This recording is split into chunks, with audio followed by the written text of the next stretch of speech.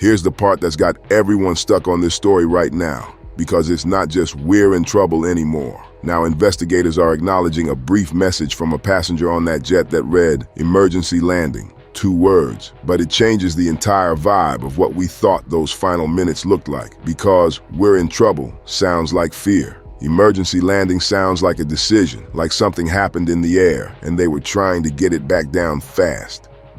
And that's exactly where the investigation is pointed right now. Why did that jet turn back so quickly? And what was happening inside that cockpit while it did? The most chilling part is what comes next, because that message may be the only clue the public ever gets from inside the plane. But the investigators just revealed something else they recovered, and it could answer the biggest questions. This is where the case goes from rumors to real evidence. Investigators say they recovered the cockpit voice recorder, and that's a huge deal because it can capture the final minutes inside the cockpit, the conversation, the confusion, the urgency, even the small details that explain why they made the choices they made. And here's what makes this even more intense. Officials say they're not aware of any emergency call from the jet. So let that sink in. A passenger sends out emergency landing, but there's no confirmed distress call to anyone on the ground. That doesn't automatically mean something sinister. Sometimes crews are too busy fighting the plane to talk. Sometimes the situation escalates so fast, there's no time. And sometimes the crew doesn't even think it's an emergency until it's too late. But from a viewer's perspective, from a fan's perspective, it raises the question everybody's asking. If something went wrong, why didn't anyone say it over the radio? And that leads directly to the most complicated new detail in this case. Who was actually flying? This is the part people aren't ready for, because it sounds simple, but it's not. There were multiple licensed pilots on board, and investigators have been clear that they still don't have a public answer on who was the lead pilot during that short flight. And the details being discussed now make that question even bigger, because one pilot on board was reportedly rated for that model of jet. But there's also talk that the plane typically requires a crew setup that includes a second qualified person in the cockpit. So now there's a crew question floating in the air. And it's not internet gossip. It's being openly discussed by aviation experts watching the facts come out. To be clear, that doesn't mean anyone did anything wrong. It doesn't prove anything by itself.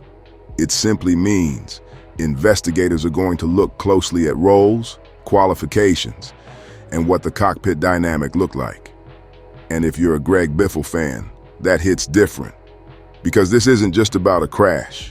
It's about a man who respected machines, respected skill, and lived around high-performance decision-making his entire life. But the most unsettling part is what investigators say happened during the approach back to the airport. This is where the timeline starts sounding like a nightmare. Investigators and experts looking at the early data say the plane's altitude and speed changed sharply during the short flight. At one point, the jet climbed up, then came down again. And just before the crash, it was described as being only a couple hundred feet off the ground. Then comes the detail that makes your stomach drop. The plane didn't just miss the runway. It reportedly struck obstacles short of the runway, things like poles and the tree line, before coming to rest near the runway area. That's not a normal landing problem. That's a sign that something was happening fast, close to the ground, where the margin for error is basically gone. And witnesses describing the aircraft as coming in very low only adds to the same theme. Whatever they were dealing with, they were trying to get it down right now. But here's what complicates it even more. The weather details and the why no call question. People hear no distress call and their mind goes straight to the wildest theories. But here's the truth. In a moment like that, pilots don't always reach for the mic first. Their priorities are keep the aircraft controlled, line up a landing, solve the issue in real time. Radio comes after that, if there's time. And in some situations, crews might not even label it an emergency while it's happening. They might think it's a mechanical warning, a performance issue, a sudden change, something that's still manageable until it isn't. Now add in the conditions being described: drizzle, low clouds, and visibility concerns being discussed around the time window. Again, that does not equal weather caused it. But it does mean investigators will examine whether conditions affected the approach, the decision-making, or the options available. Because when a jet is low, returning quickly, and trying to land, weather doesn't have to be crazy to matter. And there's another layer to this story that Greg Biffle fans are going to feel hard, because it explains why this news hit the racing world like a punch. Greg Biffle wasn't just a name on a leaderboard. To fans, he was the kind of driver who felt real, tough, direct, competitive, and respected. The kind of guy who could battle on track and still have people say, "That's a good dude." And the past year added something else to his legacy.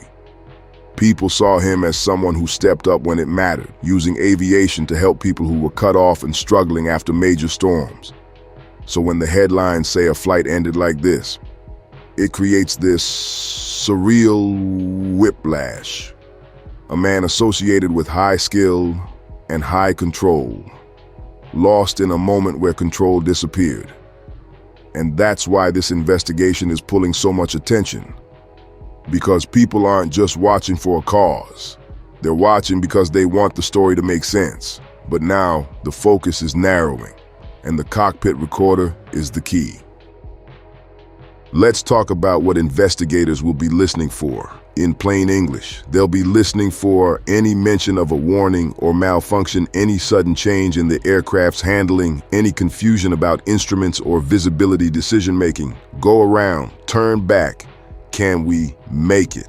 And the moment it became clear the approach wasn't stable, they'll also line that audio up with flight data, speed, altitude, turning path, and compare it to what witnesses saw.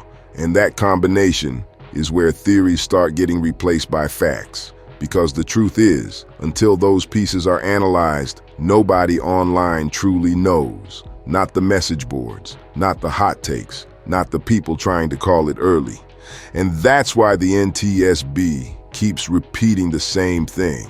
They're not there to assign blame in the moment. They're there to reconstruct.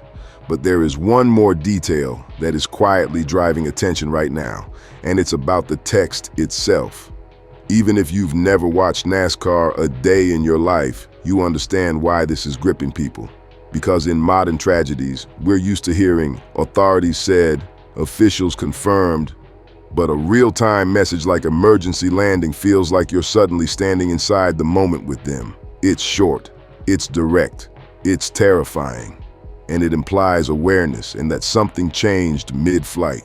Now, important reminder, a text like that doesn't automatically tell us what happened. It doesn't prove mechanical failure. It doesn't prove pilot error. It doesn't confirm weather was the cause. It only confirms one thing. Someone on board believed they needed to get the plane down. And if this were any other headline, people would move on. But because it's Greg Biffle, because it involved family, people aren't just watching. They're emotionally attached to answers. So what happens next? Here's the realistic timeline. Investigators typically release a preliminary update after they gather the basics, but the final report can take a long time, sometimes many months, sometimes longer, depending on what they find. In the near term, the biggest things to watch for are any new NTSB briefings, confirmation of cockpit recorder analysis, progress clarity on who was in which role in the cockpit, and any new evidence about the approach and impact sequence. Also, investigators often ask the public for any photos or videos from the scene or the approach, because a single angle from a witness can answer a question that data alone can't. This is one of those cases where the public sees a short headline, but investigators are looking at hundreds of small details. And once they piece it together, the story becomes less about speculation and more about what actually unfolded in those final minutes. But before we close, I want to ask you something, because the comment section is going to be a huge part of how this story keeps moving. If you've been following this story since the first headlines, the newest detail changes everything. Not just we're in trouble, but emergency landing. A cockpit recorder recovered. No confirmed distress call, and a growing focus on the crew and what was happening inside that cockpit. Now, I'm going to say this clearly. Nobody should jump to conclusions. This is an active investigation, and the point is to get real answers, not to feed rumors. But I do want to hear from you. What do you think the cockpit recorder is going to reveal? Do you think this was a sudden mechanical issue, a fast-changing situation, weather complicating the approach, or something else entirely? Drop your thoughts below. And if you've got a question you want investigators to answer, leave that too. I read the comments, and I'll pin the best ones.